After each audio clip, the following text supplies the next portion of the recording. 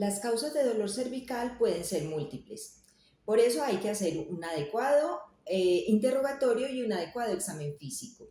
Si tu dolor cervical, o sea, de la parte posterior del cuello, incluye un dolor mandibular, un cansancio en la mañana cuando te levantas de la mandíbula como si hubieras masticado toda la noche, un dolor que compromete la mitad de la cabeza y ese dolor además puede bajar por debajo de las escápulas, puede que la causa sea un bruxismo.